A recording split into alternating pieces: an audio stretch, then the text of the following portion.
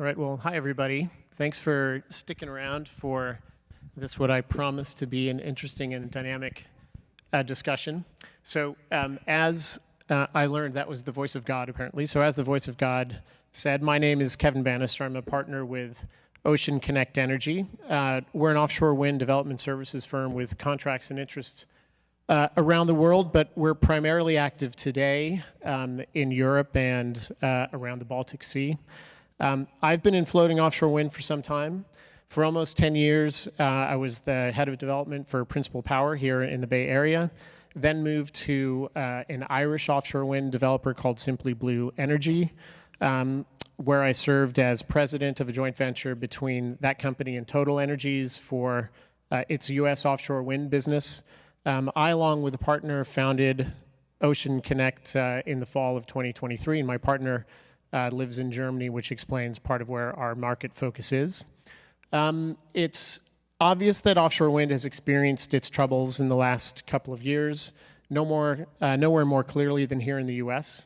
We know that political issues, supply chain challenges, and other elements of uncertainty have generated in U.S. projects new risk factors that need to be addressed. Some of these issues have also translated in other markets, from large canceled projects to delays in licensing procedures. Offshore wind is experiencing change. However, despite these challenges, offshore wind also continues to be an important and growing part of the energy mix, indeed the energy solution in many parts of the world. And while most of the installed capacity in the last year has come in the form of bottom-fixed offshore wind, progress is being made in floating wind as well. Importantly, it's not only technical progress that we're witnessing, but commercial and regulatory progress as well. We also know that the first step to solving a problem is properly diagnosing it. So when we line the clouds with silver, we see ways that support schemes and developer strategies are evolving to meet the needs and reality of this time. From contract indexing to long-term supply agreements, especially creativity, realism, and open-mindedness are key. In France, we've seen contracts awarded for small commercial projects of about 250 megawatts for prices less than 100 US per megawatt hour. Korea has recently awarded almost 2 gigawatts of offshore wind with close to a gigawatt of it floating. The Japanese government has established a Floating Offshore Wind Technology Research Association, or FLORA, which is working with lots of European governments and in some cases other Asian governments to establish standards that should reduce costs and accelerate timeframes in DevEx, CapEx, and OpEx. No market is exactly like all others, and so we have to be careful about expecting these projects to be benchmarks for California or elsewhere, but they do show us that jurisdictions are finding solutions and are continuing to invest in floating wind, because it's critical to meet their broad energy and climate goals, just as it is here in California.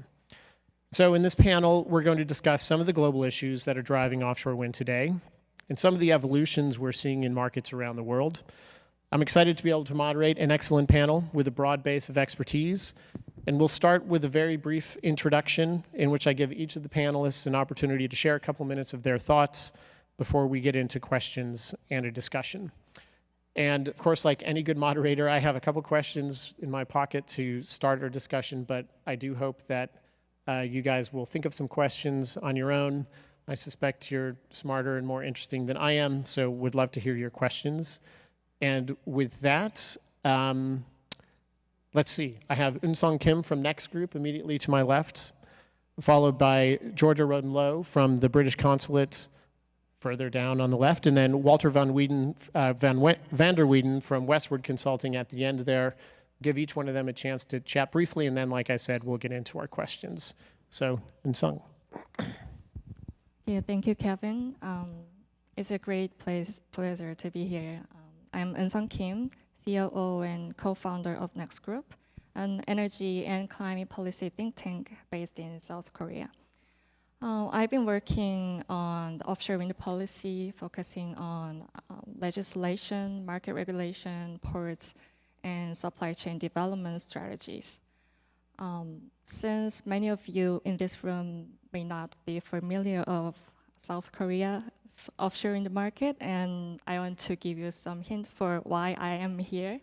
So I want to give you a brief explanation for Korea's offshore wind sector. Korea's offshore wind sector is still very young. We only have 320 megawatts of offshore wind farm installed, and all from fixed bottom. But even though we are a latecomer, we are trying to move fast by leveraging what we already have. Firstly, our nation is very small, 1/4 size of California, but the coastline is twice as long. So that gives us a huge potential of offshore wind. Secondly, we have a strong industrial base. For example, we have over 30 years of shipbuilding industry, which means we already have great ports, big cranes, large yard, and high bearing capacity, etc. So we already produce some key parts like jackets, monopiles, and tower. And we already have plenty of capacity of cables and mooring system manufacturing. On top of that, we still have many workers, skilled workers in the manufacturing sectors, in mechanical, electrical, chemicals, and materials. So offshore wind, for us, offshore wind is not just one type of clean energy, but also future industry. So to date, over 90 projects are under development in Korean waters, totaling 32 gigawatts, including 6 gigawatts of floating. And one of the floating projects, called Firefly, has successfully awarded in government procure auction last year. So it is preparing for final investment decision. And we're expecting its COD around 2030. Thanks, Kevin, and hi, everyone. Thanks for sticking with us till the bitter end. My name's Georgia Roden Lowe. I'm the Energy and Climate Policy Advisor for the UK government based out of our consulate in San Francisco. So I lead our climate diplomacy efforts subnationally with US states on the West Coast, and have worked really closely with the state of California over the past 3 years or so to support offshore wind developments in the Pacific. Offshore wind is hugely important to the UK economy and to our industrial strategy, but also to our clean power and net zero targets. Just to give a bit of a sense of where the UK's at with offshore wind, we're aiming for 50 gigawatts of offshore wind by 2030, and 5 gigawatts will come from floating wind in particular. At the moment, we have 16 gigawatts of offshore wind already in waters around the UK. That's over 2,000 turbines. And this includes the 4 largest offshore wind farms in the world. And I just wanted to give a sense for what offshore wind has done for the UK over just the past 10 years. So if we look back to 2015 compared to now, we started out with 5% offshore wind in our energy mix in 2015. We now have 17%. Offshore wind prices have come down over 60% in the last 10 years. Coal has gone from being 30% of our energy mix to 0. We closed our last coal power plant last year in the UK. Emissions, yeah. As a result, emissions have reduced 25%, and our economy has grown through all of these changes. So we think we have a clear success story to tell here in California, but also lots of challenges and things that we've gotten wrong, which we're happy to share, and hopefully this state won't repeat our mistakes. And this relationship is really two-sided, because we know that the size and scale of California and the innovation ecosystem here means that this region will really lead the world in floating offshore wind. So we have lots to learn from this region as well.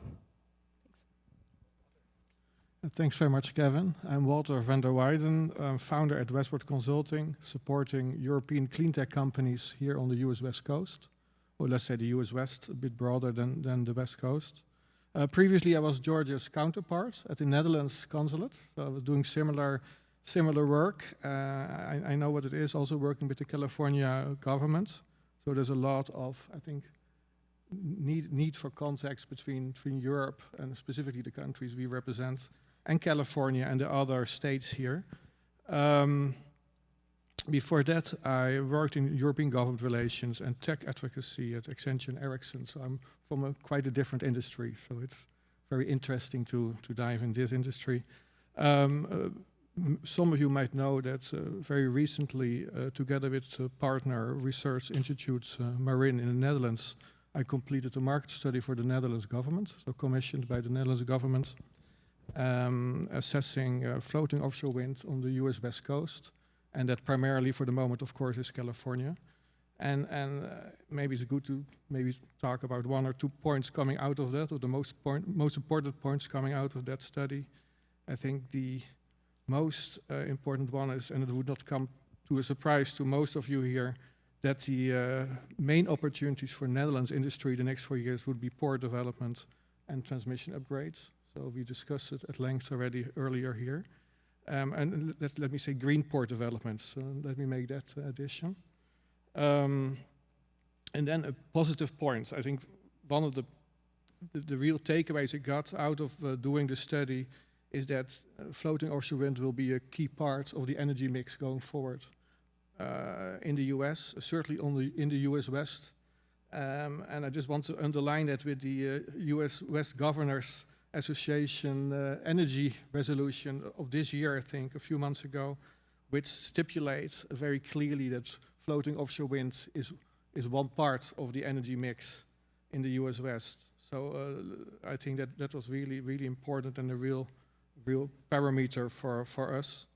And I mean, basically energy security, reliability, innovation, jobs. So we wholeheartedly agreed, of course, with that resolution. And I would like to end by stating that the future is bright for floating offshore wind in California on the West Coast.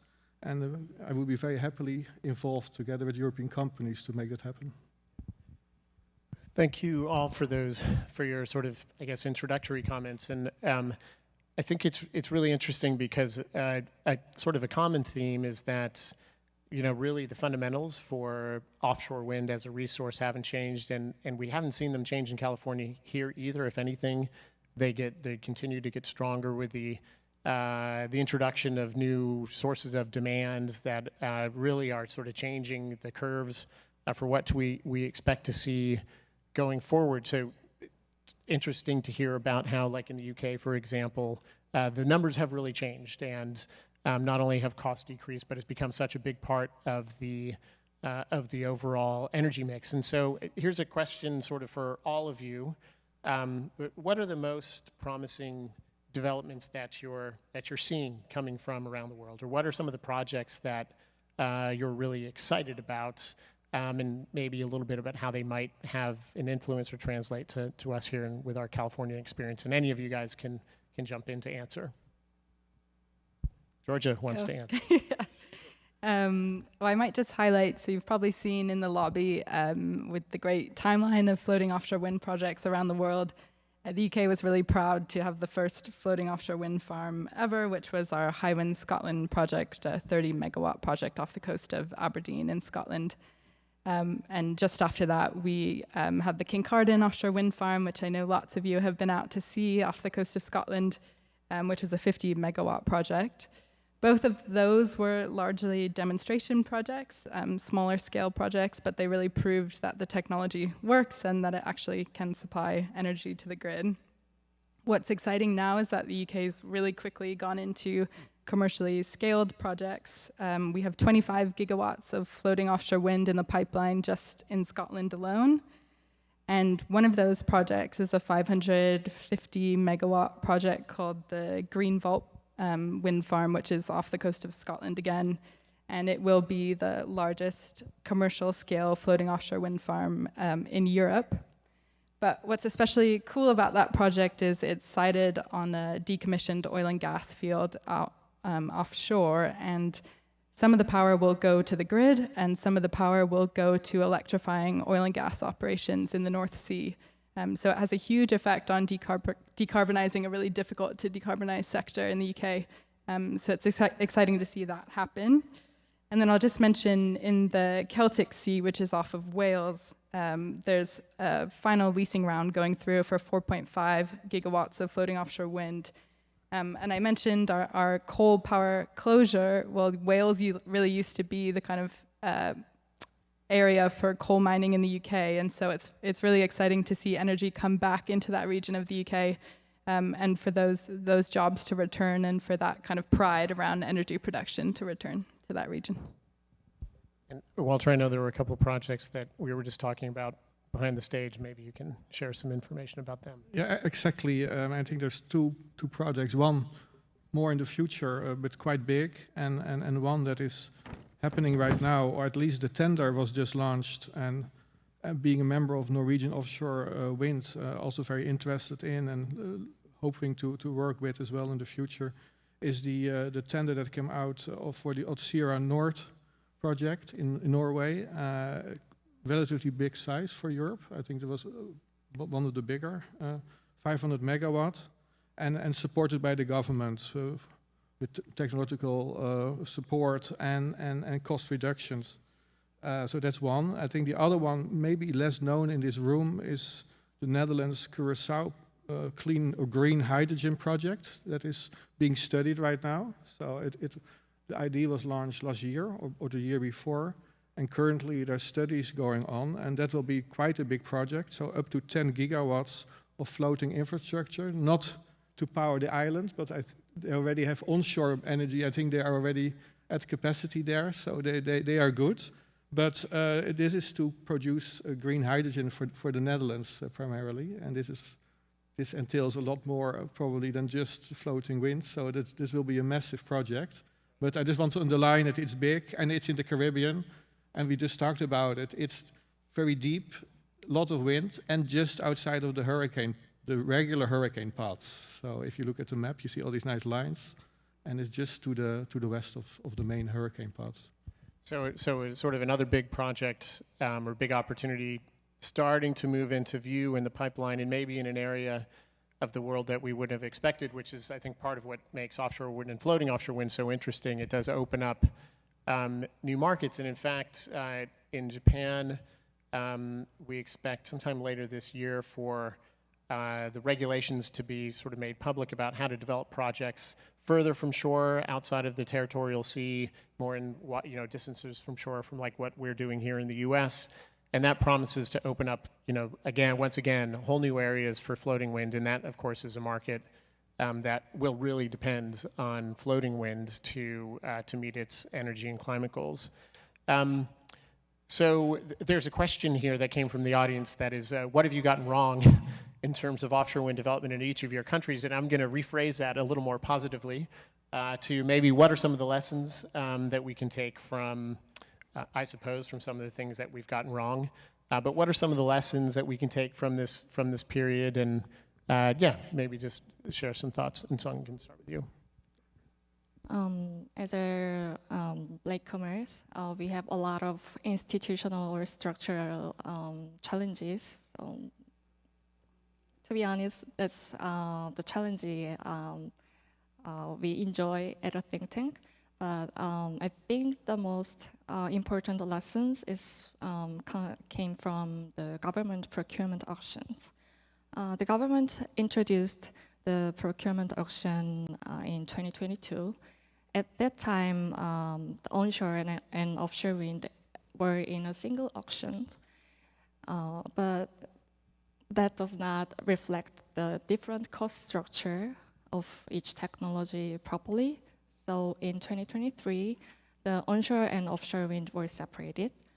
And last year, even within the offshore wind, fixed bottom and floating also divided separately. So that sent a signal, a very positive signal to floating offshore wind to show the government's will to support the floating offshore wind. And the other thing is that the government announced a 3-year procurement auction roadmap, which specify how much capacity the government will procure each year for both floating and fixed bottom, respectively. It is quite short to be called a roadmap, but still it worked. As I said before, we had strong, robust industrial base and skilled workers. And we also had a big goal of 14.3 gigawatts of offshore wind installation target by 2030 back in 2017. But supply chain didn't respond until the government's announcement of this roadmap. But after the roadmap, we are seeing new investment and partnerships. For example, Siemens Gamesa announced this March that they will work with one of Korean turbine manufacturer to build 40 megawatt turbine assembly facility in Korea.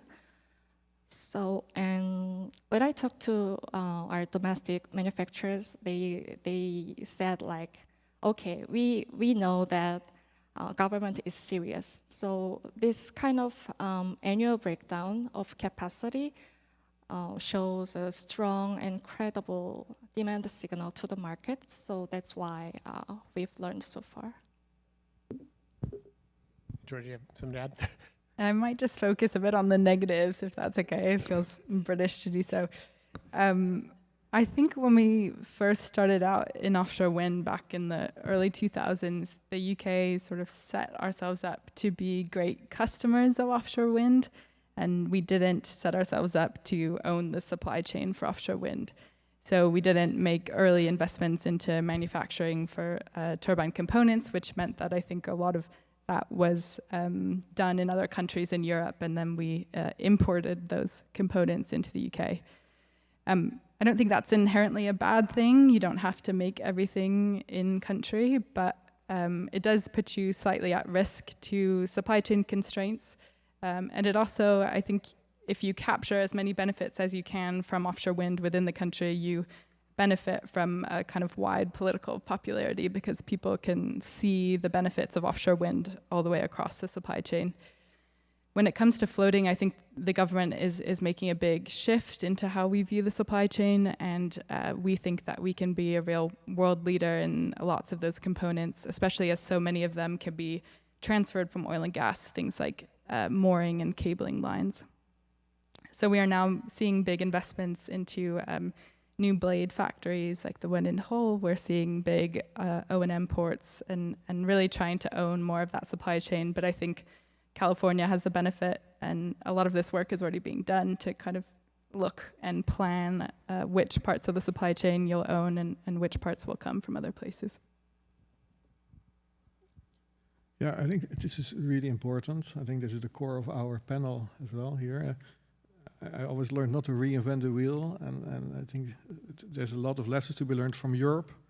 Europe has been active on floating now for over 10 years, mainly with pilot projects, but also with some operating arrays. And we all know, of course, the US West Coast is very challenging, but also very unique with the deep water, seismic risks, and also the grid bottlenecks on the North Coast.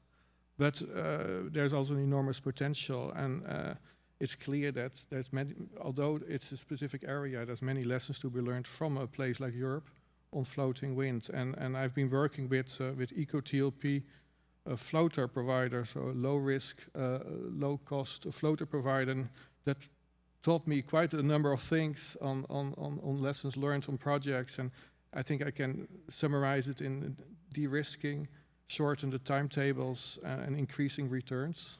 It seems very obvious, but it still needs to happen, obviously. And how do you achieve those? Mainly through using high tech, through scaling, simplicity, and redundancy. But I would underline there the simplicity aspects, not to overcomplicate solutions, for example. There's a couple of examples here. Important to minimize risk associated with unforeseeable irregular events, both on cost and schedules. Both Norway and the Netherlands I'm closest to myself. The focus is absolutely on cost reduction and scaling, and while also controlling cost creep, which I think is an important issue as well. And solutions like EcoTP, but also other solutions, they will they apply advanced technology towards optimizing an already simple design basis to control and predict localized costs. So watch this space, I would say. There's also developments in Europe like Hypothesis. Maybe you have heard of this. It's a cooperation of European pilots and trying to, you're probably aware of that as well. It's a cooperation to enhance the European effectiveness and to lower cost and lower risks. So I think this is really important to see Europe as more than individual countries, obviously, but as a force to be reckoned with going forward and lessons to be learned from. I think, and all good points, and I think even on the, one of the things I think that happened in offshore wind over the course of the last decade or so was there was maybe an assumption by all of the players in the industry that securing the lease, while it is one of the steps that is required prior to development of the project, in the end, it's one of several steps. And I think they're sort of developed this assumption that that was like the most important thing was to secure the lease. And so government did a good job in the US and elsewhere of making sites available and establishing competition to secure the sites. But of course, what we've learned and probably should have known was that what the real gate is going to be having a reliable off-taker for the energy that's being produced by the project. So I think this is one way that a government is responding. And here in the US too, we're seeing contracts that were sort of under dispute and maybe in some ways insufficient that government offered, developers accepted, and now we've learned that we need to change these things. And so I think having a centralized procurement authority in California and hearing about some of the dates that are in plan, it makes a lot of sense. And these are the key areas, in addition to the things you were describing, Walter, and of course the risks associated with deploying new structures in the ocean, but making sure that these different projects can pay for themselves is just, it has to be done. And so this is one really, really important step that the state of California has taken. I think in other places there's some other innovations coming around leasing methodologies which are pretty interesting. In Estonia, for example, the term of the lease is 50 years. So there's more time, one, for a project to pay itself back. It might have an effect on the cost of energy that the consumer sees. There are opportunities for projects to repower in that sort of time frame. So just some innovations that we're seeing that just show that not only are technologies evolving, the developers are getting more sophisticated in the types of contracts that they can accept, but also the regulators are kind of trying to evolve along with the industry to create conditions that are sensible. And something like a 50-year lease can only work if the technologies are going to be able to perform for that duration, or there's a plan for repowering. So you can see how there's sort of a hand-in-hand evolution of these opportunities. I want to ask, there's been some discussion of the supply chain, and Georgia speaking about how the UK maybe could have done a better job of trying to secure some of the supply chain. It can allay some of the risks that you were describing, Walter, about cost uncertainty if you possess the supply chain yourself. There's a bit of an elephant in the planet, I guess, which is the Chinese supply chain. We're seeing the Chinese turbine suppliers start to make inroads in Europe, for example, in Italy and in Germany, where the turbines are going to be accepted into projects. And so, Eunsung, with the strong industrial base that you were describing in Korea, I just wonder how Korea and maybe how California should be thinking about the Chinese supply chain. Is opportunity, threat, a bit of both? What's your perspective? From Korean perspective, I would say both a threat and an opportunity. Korea and China have had both competitive and complementary relationships in manufacturing sector traditionally. We compete in same markets sometimes, but we also collaborate in certain areas, like Korean manufacturers procure some compartments or subcomponents from Chinese suppliers. So this kind of dynamics also exist in offshore wind sector, like especially turbine. China clearly have advanced technology with very competitive prices, and along with massive manufacturing capacity. So it's indeed a real threat to Korean manufacturers. On the other hand, we see this as an opportunity. If we collaborate with Chinese suppliers, then we can overcome the supply-demand gap, but also catch up technologically. For example, Mingyang Smart Energy is currently working with one of Korean turbine manufacturer to establish a joint venture and a turbine manufacturing facility in Korea.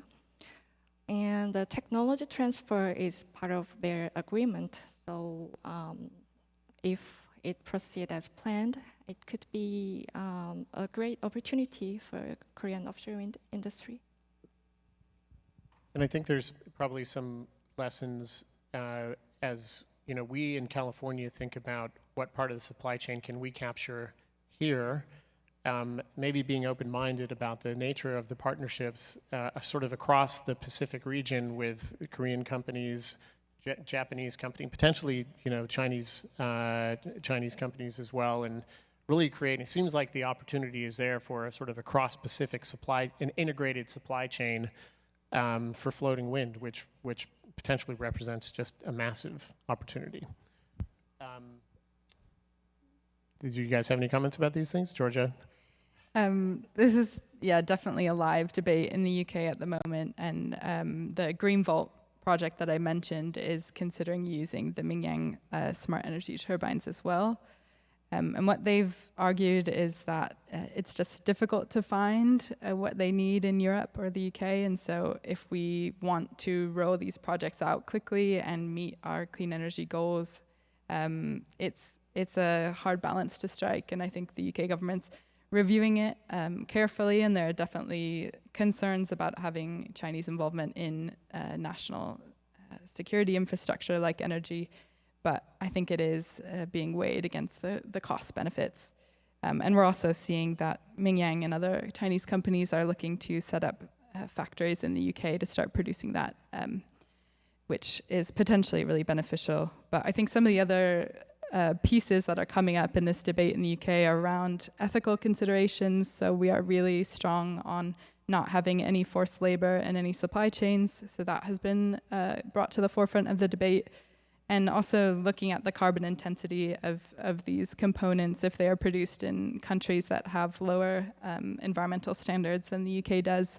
For example, if coal is powering some of these factories elsewhere. So we're looking to address that through other carbon market processes.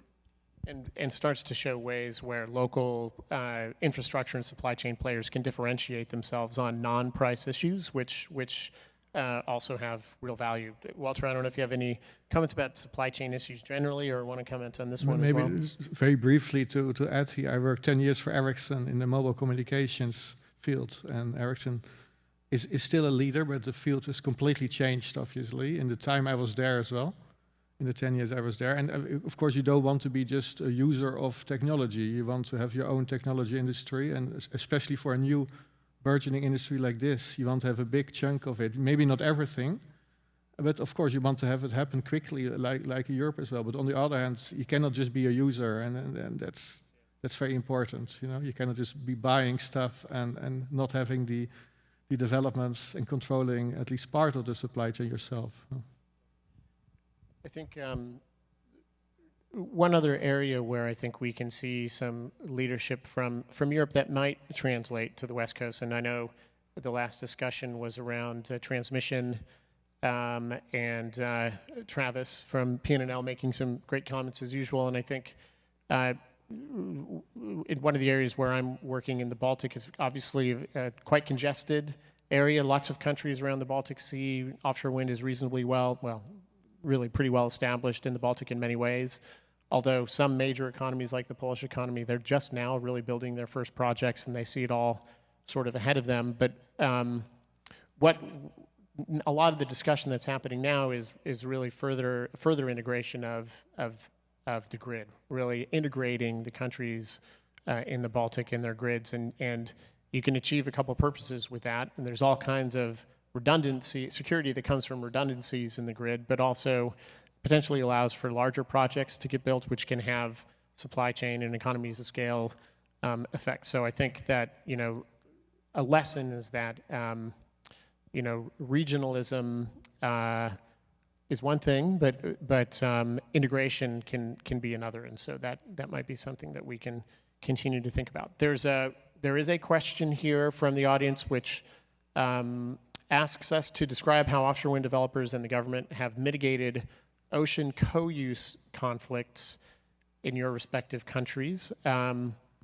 Maybe, Georgia, I'm going to sort of turn back to you if that's one that you can take a stab at. Yeah, definitely. I think what we've seen is that offshore wind has sort of, as it's increased, our fishing industry has decreased, and not for the same reasons, but it has worked out that, for example, I might pick on Grimsby, which is in the northeast of England, and it was once the world's largest fishing port. For a variety of reasons, including kind of a great cod war, fishing really declined in that region, and it was a really struggling region of the UK. It's now the world's largest O&M port for offshore wind, and we've seen that community, which is a conservative community of the UK and not really the poster child for climate solutions, but they have really rallied around offshore wind, and there's a huge sense of pride in that area, having kind of taken on that industry. And I've heard someone from Grimsby say, we used to feed the nation with fish, and now we power the nation with electricity. And so there is a real sense of pride around that industry there. So I think that's helped in a way to allow parents to see their kids still going out offshore and still having that interaction with the ocean in offshore wind jobs. But we have generally seen that fishing is decreasing in the UK, and so there haven't really been many conflicts with offshore wind. Something we have seen is that when offshore wind construction is going on and there are exclusion zones, that break from fishing actually helps to increase fish populations afterwards, and so it's had a bit of a positive impact in that way. So yeah. So we have about a minute and a half left, and I realize that I've taken a couple questions from the screen, but if there's anybody in the audience who wants to be bold and stand up and yell out a question, we would be really happy to take it. And I can't see if there is a question. Okay. Is that Chris?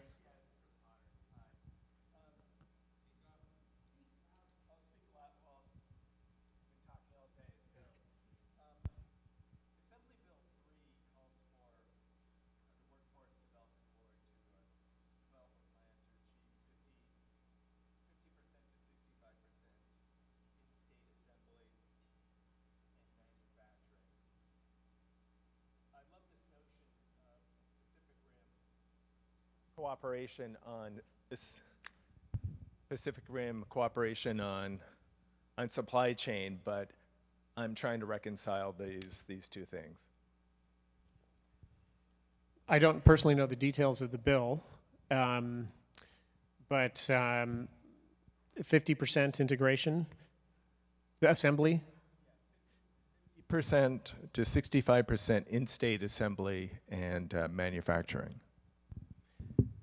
I mean, I think there are efficiencies to be gained from taking parts of the supply chain that are done well in other places. So, for example, I can imagine certain component parts being shipped to California ports and being assembled in the California ports. But I also think that on the one hand, there are some structures that aren't going to make sense economically, or from some of the perspective that Georgia was talking about with the maybe with the hard carbon content that are going to be, it's going to make sense to produce those things locally. So I think that to me it sounds like it's workable. Obviously, the devil is in the details, of course, but it sounds to me that it's something that could potentially be workable. So I don't know if Eunsung, do you have any particular comments on that one? In the 40 seconds. Well, I just want to, I don't know how it's realistic or not, but there's always a trade-off between local content and cost. Korea also had those kind of 50% of local content.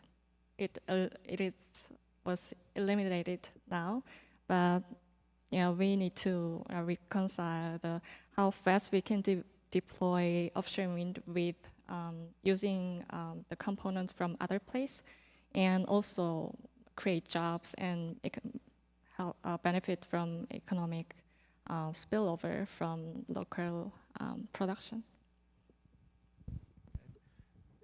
Guys, are there questions that I didn't ask that I should have? No? Okay, well, I think then I'll just say thank you again to the panelists. Thanks very much. Thanks for sticking with us, and we'll be here, I'm sure, for a few minutes if you want to ask us questions later. Thanks very much.